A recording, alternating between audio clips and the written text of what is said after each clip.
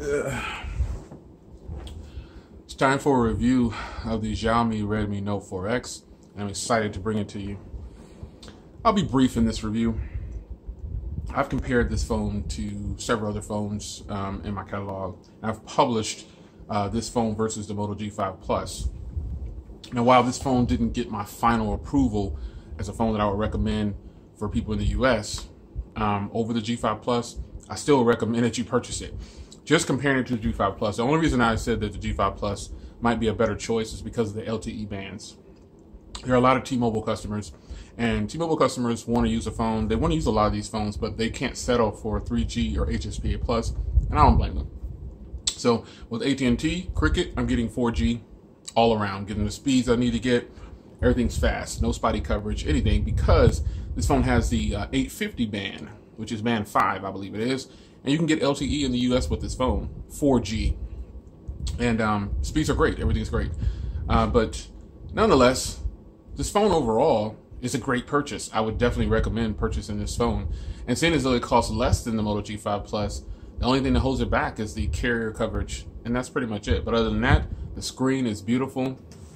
Using the phone has been a great pleasure. I've actually got Nova Launcher on here right now, but it's still fast with their UI. Now, I haven't had a lot of hands-on time with the Xiaomi UI, that MIUI, but my experience with it, it's been really good. I only put Nova Launcher on here just because I wanted the smaller icons. Other than that, you know, the Xiaomi icons are pretty big, and I didn't want to have it fill the screen too much. So the way I have it right now is pretty much the applications are spread out the way I like them. But with that being said, the overall experience with Xiaomi's UI is actually pretty solid.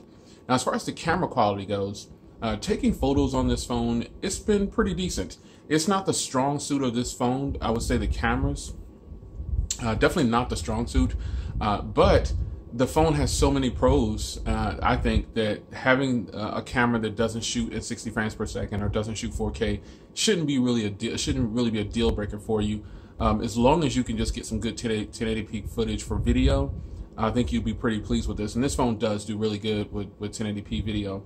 However, photos on the other hand, I don't think they're the best, and the front camera is not on the high side. But it's still, for what this package is offering, for only 160 bucks right now. It's currently 197, but well, the regular price is 197. But there's a promo code, and you'll look in the comments of this video where you'll see you can actually grab this phone for 160 bucks. Now, at the beginning of the video, I talked about it not being able to beat out the G5 in the US. Overall, though, this build quality is better than the G5 to me. The screen is better than the G5 Plus. The battery life definitely exceeds my expectations. I'm able to pull down at least 10 hours on every charge, and that's with about 15 to 20% left. And that's not working the phone really hard either. That's a mixture of Wi-Fi and 4G, because I'm using my Cricket SIM in here primarily.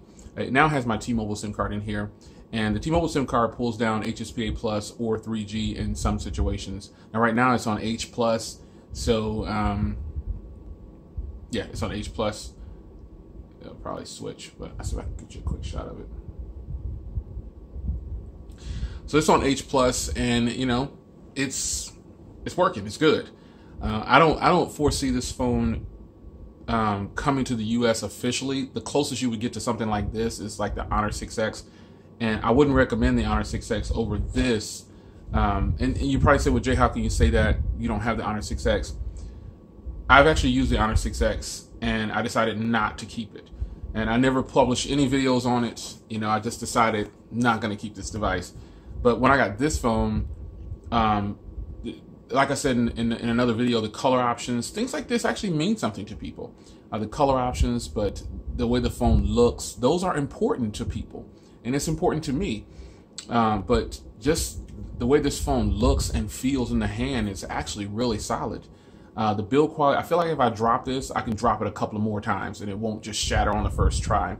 But it does have a full glass front and a metal back, and plastic on the top and bottom there for antenna purposes. More than likely, you got that fingerprint reader on the back, 13 megapixel camera. This has an IR blaster, and a lot of phones, and a headphone jack. A lot of phones don't have IR blasters nowadays. They're taking them away for whatever reason. I don't know, don't really care.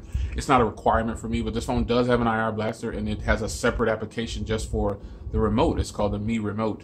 So, I mean, the phone is offering a whole bunch for 197 bucks. It's just a matter of connectivity in the US.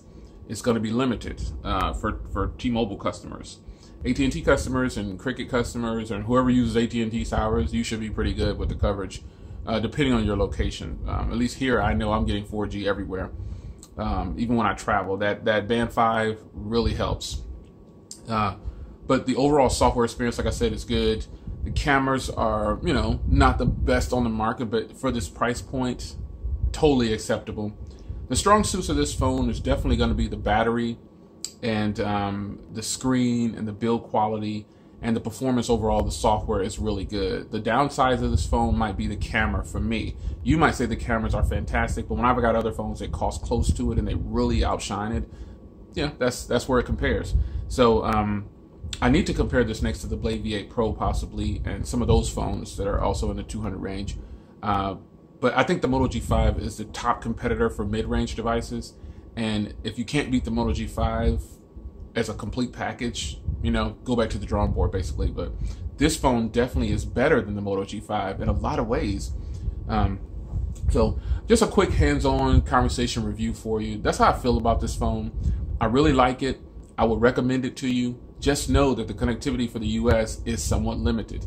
If you can get past that and you're on Wi-Fi a lot, definitely buy this phone. I would tell you to buy this over the Moto G5 Plus if you're comfortable with being on Wi-Fi a lot, if you have T-Mobile, or if you're, see, I'm in an area where I have 3G for T-Mobile, and T-Mobile's network is really fast on 3G where I live. So I get an H plus, and then it'll switch back and forth between H plus and our 3G. But for me, it's really fast. With Cricket or AT&T, you're going to get 4G. So if depending on your area, and it's really good. But this phone does have an SD card slot. It's got a pretty decent speaker on the bottom. You know, nothing fancy or nothing exciting to run home about and write home about, but it's still overall pretty good. This phone has 32 gigs on board and 3 gigs of RAM. Now, that's another thing that's great about it. You know, there's two versions of this, a 4 gig and a 64 gig version, and a 3 gig and a 32 gig version.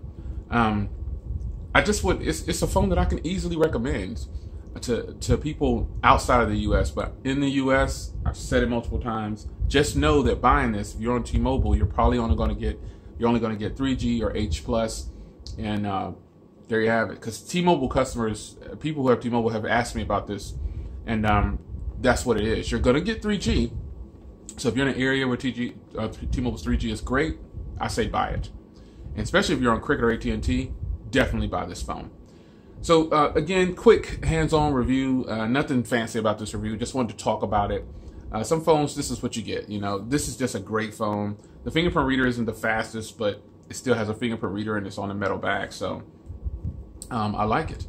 So just a video for you on the Xiaomi Redmi Note 4X. I like it. I'll see you guys in the next video. Take care.